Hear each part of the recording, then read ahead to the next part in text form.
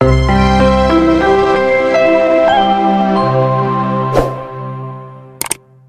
Pregnancy में weight gain के ऊपर हम लोग चर्चा करेंगे। नमस्कार, मैं हूं डॉक्टर रजत, मेरे साथ हैं डॉक्टर सपना और आप देखना शुरू कर चुके हैं हमारा यूट्यूब चैनल गायनेक दीदी और गायनेक वाला। प्रेगनेंसी में बहुत बार फीमेल्स का वज़न नहीं बढ़ता है, कभी कभार बहुत ज़्यादा बढ़ जाता है, कभी कभी सूजन आने लगती है, हाथ पैर पे सूजन, पेट पे सूजन। कितना प्रेगनेंसी में वज़न बढ़ना चाहिए, कितना वज़न ज़्यादा है, कितना कम है, दो लोगों के लिए खाना चाहिए, ज़्यादा वज़न माँ का होगा तो बच्चे का वज़न ज़्यादा आएगा, ऐसी बहुत सारी गलतफहमियाँ लोगों में होती हैं। सपना, आप ये बताओ, प्रेगनेंसी में वज़न बढ़ना, पहले तो कितना वज़न बढ़ना चाहिए प्रेगनेंसी में? जी, तो यहाँ पे हम लोग जो प्रेगनेंसी में कितना वज़न बढ़ना चाहिए वो हम इंडियन फीमेल्स की बात कर रहे हैं हमारे। और इसमें सबसे इम्पॉर्टेंट जो फैक्टर है कि कितना वज़न बढ़ना चाहिए वो बॉडी मास इंडेक्स पे डिपेंड करता है। उनके प्रेगनेंसी कंसीव करने के पहले उनका बॉडी मास इंडेक्स, अगर वो नॉर्मल कैटेगरी में आते हैं जो अप्रॉक्सीमेटली 21, 22 के आसपास अगर उनका बॉडी मास इंडेक्स है तो वो 10 to 12 kg वेट गेन कर सकते हैं। बट जनरली हम लोग 8 से 10 किलो एवरेज बोलते हैं। अगर किसी का वज़न प्रेगनेंसी के पहले बहुत ज़्यादा कम है, जैसे अगर सपोज़ 30-32 किलो की फ़ीमेल है तो उसका 15-20 किलो वज़न प्रेगनेंसी में बढ़ जाए तो भी चलेगा। लेकिन अगर कोई 70-80 किलो की फ़ीमेल है प्रेगनेंसी के पहले तो उसका 6-7-8 किलो मैक्सिमम ही वज़न बढ़ना चाहिए। ज़्यादा प्रेसाइजली हम लोग BMI के ऊपर डिफ़ाइन करते हैं। तो आप मेरे को ये बताओ कि ये प्रेगनेंसी में वज़न कब कब बढ़ता है, शुरू में बढ़ता है, कम बढ़ता है? क्योंकि मेरी OPD में जब पेशेंट वॉमिटिंग के साथ आते हैं पहले 3 महीने में हर 5 दिन 6 दिन में बोलते हैं सर वज़न बढ़ नहीं रहा, कैसे कैसे बढ़ता है? जी, बहुत ही आपका अच्छा और कॉमन सवाल, क्योंकि सभी लोग शुरू में बहुत खुशहाली सी आती है घर में और अचानक से सबका ध्यान जाता है कि भाई महिला जो प्रसूता है उसकी वज़न नहीं बढ़ रहा है। तो शुरू के 3 महीने में तो वो कुछ खा नहीं पाती हैं क्योंकि उनको घबराहट होती है, कई बार वॉमिटिंग्स होती हैं, खाने का मन नहीं करता है क्योंकि बॉडी में बीटा एससीजी हार्मोन बढ़ रहा है।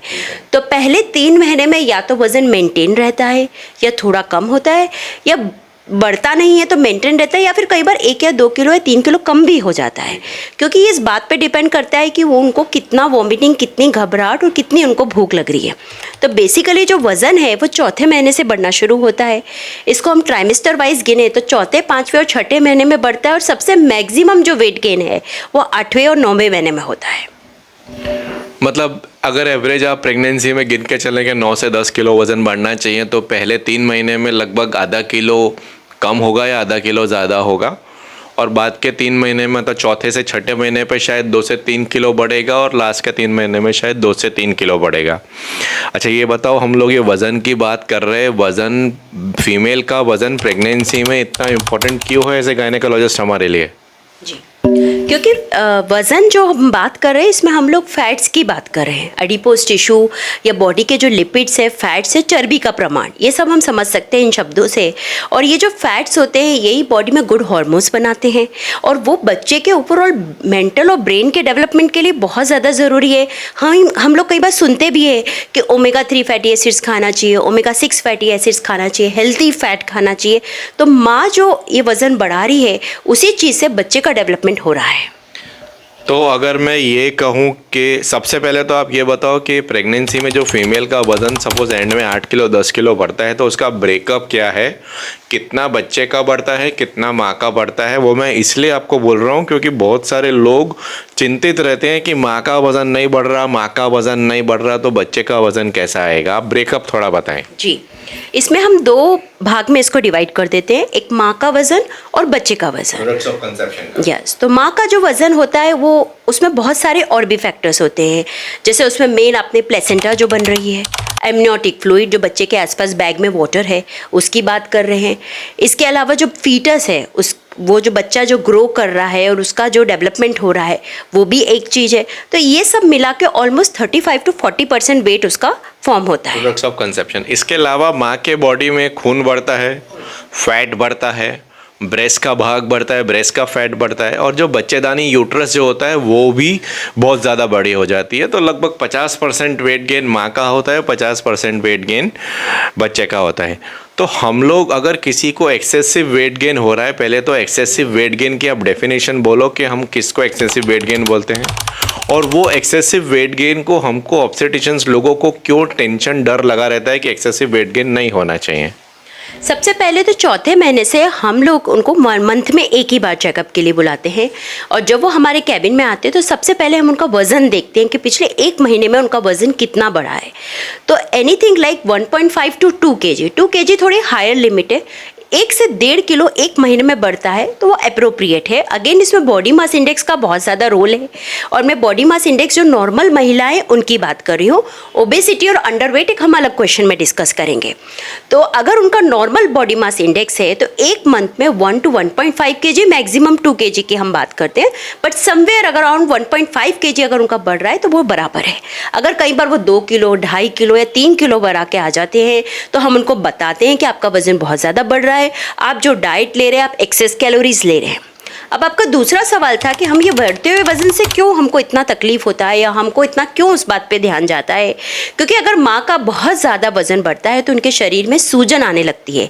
कई बार आपने देखा होगा कि फीमेल्स जो है, महिलाएं हैं, प्रेगनेंसी कंसीव करने के पहले बिल्कुल पतली दुबली सी होती है, और अचानक से चौथे पाँचवें महीने में उनके गाल फूलने लगते हैं, हाथ पैर फूलने लगते हैं, अजीब सा मोटापा सा उनके चेहरे पर दिखने लगता है।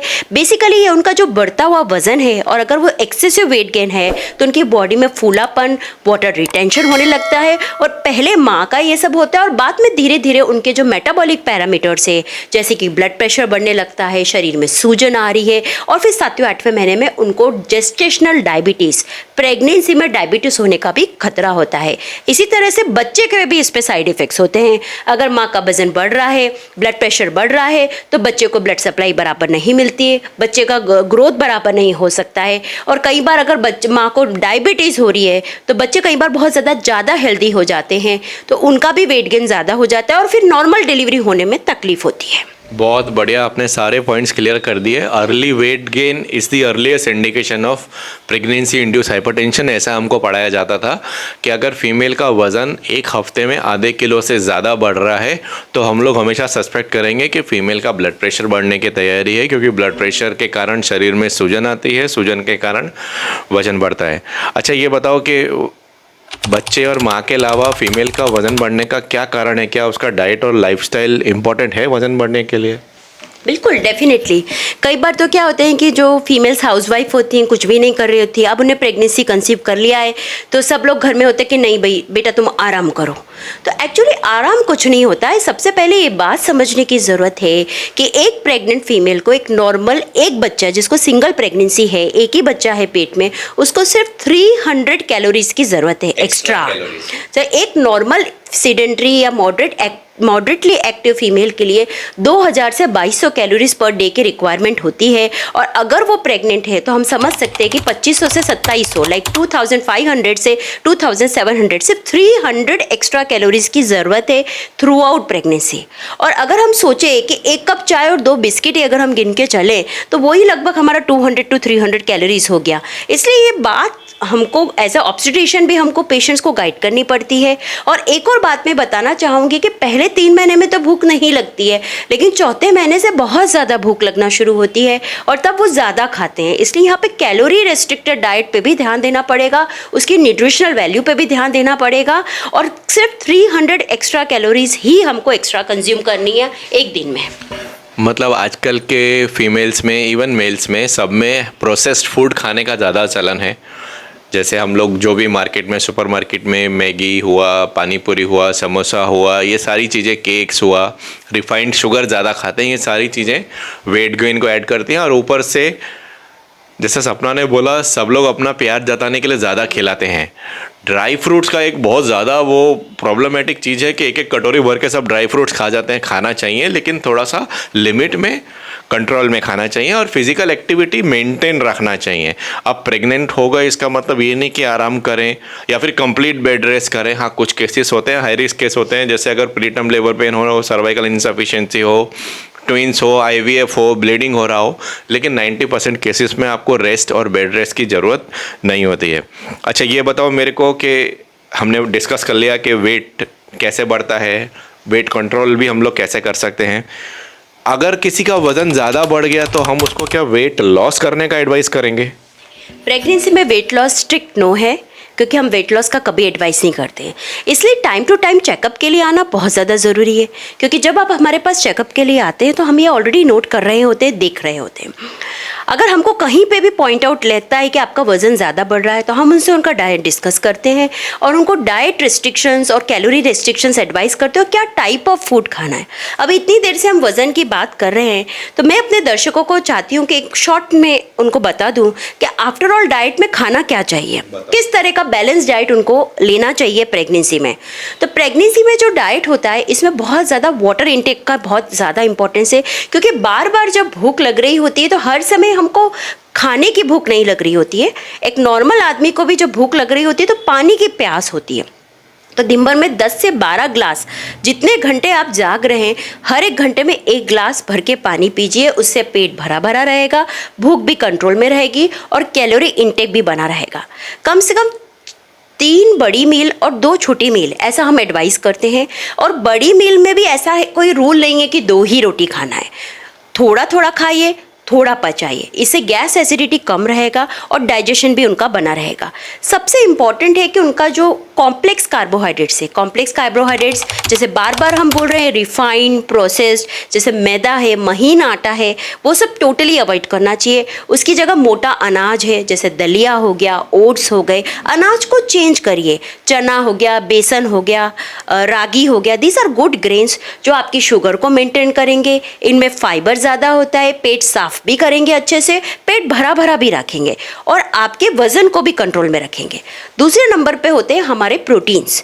प्रोटीन के लिए बहुत ज़्यादा रिक्वायरमेंट है। अगर महिला 50 या 60 किलो की है तो ऑलमोस्ट प्रेगनेंसी में उसको 50 से 60 ग्राम पर डे तो हम बोलते हैं, बट प्रेगनेंसी में ये रिक्वायरमेंट और भी ज़्यादा बढ़ जाती है। ऑलमोस्ट 1 ग्राम पर डे, मतलब हम लोग ऑलमोस्ट 100 ग्राम्स, मतलब उनके वज़न के हिसाब से उनको प्रोटीन का इंटेक लेना पड़ेगा, जो उनको डेयरी प्रोडक्ट्स में मिलेगा। नॉन वेजिटेरियन है तो वो ऐड ऑन कर सकते हैं। अगेन हमारे स्प्राउट्स हैं, सलाद है, छोले राजमा वगैरह चीज़ें हैं जो प्रोटीन होते हैं। पनीर है, लो फैट पनीर है, ये सब प्रोटीन्स है। अगेन जो हेल्दी नट्स की बात करें, प्रेग्नेंट है, नट्स खिलाना चाहिए, बादाम खिलाना चाहिए, बिल्कुल खिलाना चाहिए, लेकिन आपको यह कैलोरी कंट्रोल करनी पड़ेगी। आपके दो छोटे मील है, उसमें आप लाइक 2-3 बादाम, एक हैंडफुल ऑफ नट्स रोज उनको दे सकते हैं, जो वो चबा चबा के खा सकते हैं, भिगो के खा सकते हैं, जिसमें मूंगफली के दाने हैं, सेके हुए चने हैं, बादाम है, थोड़ी बहुत किशमिश है, अखरोट कम मात्रा में, क्योंकि ये सब चीज़ें गर्म भी पड़ती हैं। और सबसे इम्पॉर्टेंट चीज़ जो है सलाद, फाइबर। डेली उनका 200 to 300 ग्राम्स का सलाद का इंटेक होना चाहिए, जिससे उनका पेट भरा रहे, फाइबर मिलता रहे और पेट भी साफ होता रहे। इस तरह से एक बैलेंस डाइट उनको बनानी पड़ेगी। शाम का खाना थोड़ा जल्दी खाएं, पतला खाएं, थोड़ा लिक्विड फॉर्म में खिचड़ी है, दलिया है, ओट्स है, उस तरह का ले, तो आपकी कैलोरी कंट्रोल में बनी रहेगी। मैं इसको थोड़ा समराइज़ कर देता हूँ। प्लेंटी ऑफ ओरल फ्लूइड्स लेंगे, पानी थोड़ा ज़्यादा पिएंगे, स्मॉल फ्रीक्वेंट फूड लेंगे, मतलब थोड़े थोड़े इंटरवल पे थोड़ा थोड़ा खाएंगे। जितना हो सकता है हरी सब्जियां, फ्रूट्स ज़्यादा खाएंगे, रोटी चावल थोड़ा कम खाएंगे। बाकी जो गुजराती में कठोर स्प्राउट्स बोलते हैं, चना हो गया, छोला हो गया, राजमा हो गया, मूंग की दाल हो गया, ये सारी चीज़ें ज़्यादा लेंगे। प्रोटीन आपका सैटिस्फाई करेगा, आपको कम भूख लगेगी और बच्चे के वज़न बढ़ाने में भी मदद करेगा।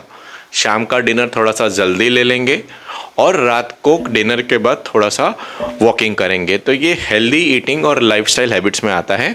हम लोग प्रेगनेंसी में एक्सरसाइज रिकमेंड नहीं करते।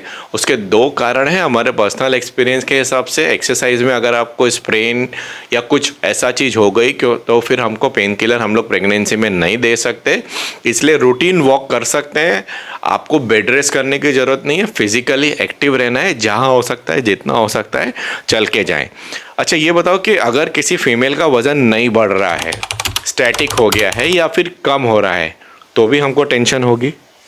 जी, हम लोग ये पॉइंट पे नोट करते हैं कि भाई आपका वज़न क्यों नहीं बढ़ रहा है, क्योंकि क्या है ना कि कई बार महिलाएं बहुत फंसी होती हैं, कई बार उनको मन भी नहीं होता है। कुछ एक दो कैटेगरी की महिलाएं जिनको बहुत ज़्यादा भूख लग रही है, खट्टा मीठा खाने का मन कर रहा है, नया नया बाहर का खाने का मन कर रहा है, और एक तरह की महिलाएं होती है जिनको प्रेगनेंसी में कुछ खाने का मन ही नहीं करता। इसलिए हमको इस बात को उनको पॉइंट आउट करना पड़ता है कि आप अच्छे से डाइट ले रहे हो, क्या आप दूध पी रहे हो, क्या आप दही खा रहे हो, सलाद खा रहे हो, क्या आप पेट भर के खाना खा रहे हो, क्योंकि हमको इनको जागरूक करना पड़ता है कि अगर आप डाइट अच्छी नहीं लेंगे तो वो बेबी के डेवलपमेंट को अफेक्ट करेगा। तो इसलिए स्टैटिक वजन भी नहीं रहना चाहिए, थोड़ा थोड़ा बढ़ते रहना चाहिए। पर ऐसा भी देखने में आया है कि जो ग्रॉसली ओबीज लेडीज हैं या जिनका body mass index obesity category में आता है, अगर उनका कुछ भी वजन नहीं बढ़े तो भी बच्चे का वजन बढ़ता है अगर वो हाई प्रोटीन डाइट ले रहे हैं। इस वीडियो में हम लोग एक आखिरी क्वेश्चन पूछेंगे कि क्या प्रेगनेंसी में जो 8, 10, 15 किलो वज़न बढ़ता है वो पूरी ज़िंदगी भर फिर वैसे ही रहता है, या डिलीवरी के बाद कम होने में कितना टाइम लगता है, या अपने आप कम हो जाता है? पोस्टपार्टम पीरियड जो 6 वीक्स का होता है, 6 to 8 वीक्स के अंदर डिलीवरी के बाद काफ़ी कुछ उनका 50% जो ब्लोटिंग, वाटर रिटेंशन जो रहता है, क्योंकि बच्चा डिलीवर हो गया है, प्लेसेंटा डिलीवर हो गई है, तो काफ़ी सारा वज़न तो डिलीवरी के बाद इमीडिएटली ये कम होता है, उनका लाइटनेस आती है बॉडी में, और 6 वीक्स के अंदर जो शरीर में बाकी सूजन वगैरह होती हैं वो भी उतरने लगती है। लेकिन जो अनदर 40 to 50% वेट गेन जो उनका प्रेगनेंसी में हुआ है, वो उनको धीरे धीरे active lifestyle, calorie restricted diet और एक्सरसाइज के साथ over a period of 6 to 12 months reduce करना चाहिए। जैसा हमने बताया था कि बच्चे जो प्रेगनेंसी में जो वेट गेन होता है उसका approximately 40 to 50% products of conception का होता है, बच्चा, प्लेसेंटा और एमनियोटिक फ्लूइड। जैसी डिलीवरी होती है 50% ये वेट लॉस ऑटोमेटिक हो जाता है। उसके बाद जो बाकी का 50% होता है, maternal breast tissue, maternal fat tissue और यूट्रस, वो 3 चीज़ों में डिवाइड होता है। यूट्रस का जो वज़न होता है वो 6 वीक्स के अंदर नॉर्मल हो जाता है। बाकी रहता है मैटरनल फैट टिश्यू। वो मैटरनल फैट टिश्यू जैसे सपना ने बताया, एक्सरसाइज और हेल्दी लाइफस्टाइल के साथ ओवर 6 to 8 मंथ्स धीरे धीरे कंट्रोल में हो जाता है। अच्छा, वो क्यों नहीं होता है? बहुत सारे लोग बोलते हैं कि सर हमारा डिलीवरी सीजर के बाद वज़न बढ़ गया, क्योंकि हमारे यहाँ इंडिया में कस्टम है कि फ़ीमेल आराम करती है 3 महीने तक। फीमेल बहुत ज़्यादा न्यूट्रिएंट रिच फूड खाती है, शीरा हुआ, घी हुआ, ये सारी चीज़, ड्राई फ्रूट्स हुए, एक्सेसिव क्वांटिटी में करते हैं और सीडेंट्री लाइफस्टाइल रहती है, उसके कारण वज़न बढ़ जाता है।